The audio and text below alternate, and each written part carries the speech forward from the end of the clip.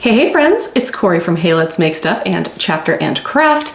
In today's Small Business Saturday video, we are going to be comparing the online selling platforms Etsy and Shopify. While there are other platforms that you may decide to sell your crafts on, Etsy and Shopify are the two biggest, and they are the two that we get the most questions about on our Crafting for Profit podcast. So in today's video, we're going to go into some of the pros and cons for both Etsy and Shopify so that you can make the right choice for your small craft business. When we're comparing Etsy and Shopify, it's not really an apples to apples comparison. Think of Etsy sort of like Target. There are already customers coming in and you get a place on the shelf sort of in the category of whatever you sell. The customers are already there looking for certain things, and if your product appeals to them, they can buy it. Shopify, on the other hand, is more like building your own boutique. You get to decide the layout, you get to decide all of the products, everything is yours, but there's not just people walking in the door for other products that might happen to see yours.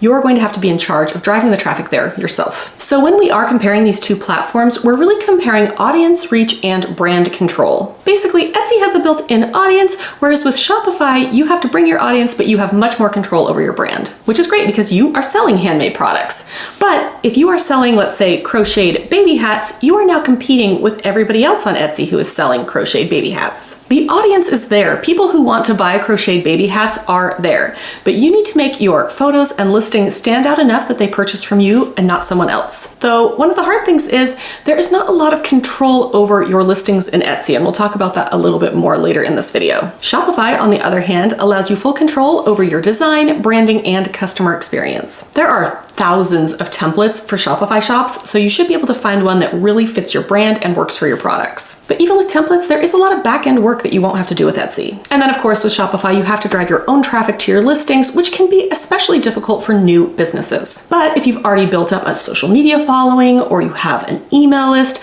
Shopify does give you way more control over your branding and customer experience. I think that really is the biggest difference between these two platforms, but let's look at a few more. Next up, let's talk fees and other sort of hidden costs. If you're using a platform, you're going to pay for it. There's really no free option here. You could sell in a Facebook group, that sort of thing, but if you want to build a storefront, you are going to need to outlay some money. Basically, all these platforms need money to run their platforms, and it's just a part of doing business. People love to complain about the fees on Etsy. You're going to be paying a listing fee, you'll pay a payment processing fee, and Etsy's going to take a cut.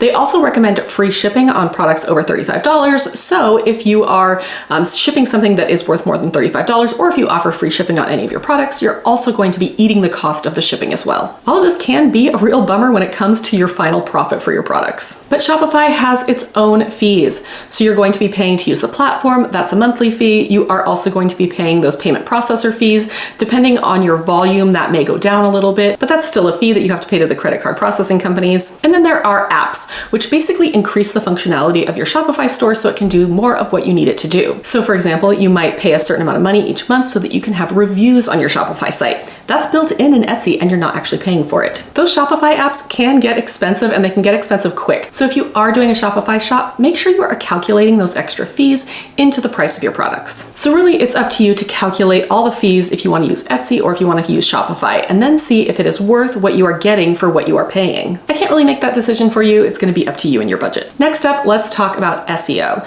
So SEO stands for search engine optimization, and Etsy has its own built-in search engine. And this is what I'm talking about when I say they have a built-in audience. People are coming to their site, they're searching, and products that have really good SEO are floating to the top of the listings so that people can click on them and buy them. You do only have limited control over Etsy's SEO.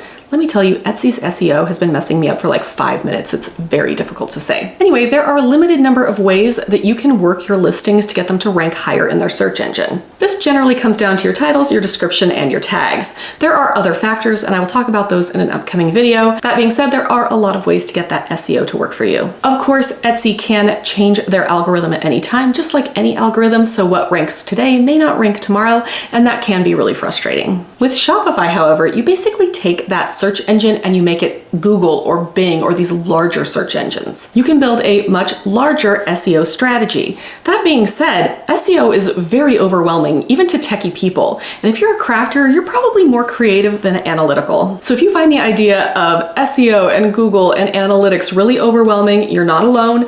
Don't worry about it. I think this is where Etsy actually really shines, and it's much easier to rank in Etsy than it is in Google. And Google loves to do the algorithm switch, which means what ranks today may not rank tomorrow there as well. Next up, let's talk about the actual product listings.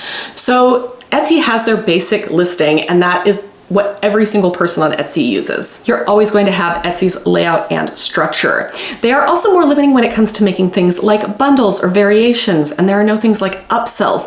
All of these things you can actually do on Shopify a lot more easily. One particular frustration I have with Etsy is that things can only belong in one category. So let's say I have Halloween stickers. Do I put those in a Halloween category or do I put those in a stickers category? Where are people most likely to find them? It would be much more helpful if I could put them in both the Halloween and stickers categories. Now, if you're using Shopify, you get control over all of your product pages. You can use different apps to add add-ons and upsells and all sorts of other things you can't do on Etsy. A lot of times this means you're paying more for an app, but you may also be making more because you are able to upsell or make bundles and these sorts of things that you just can't do on Etsy. It's so much easier to customize your shop and your products and your listings to exactly what you want them to be. Okay, now let's talk about ownership. This is something I don't hear a lot of people talking about.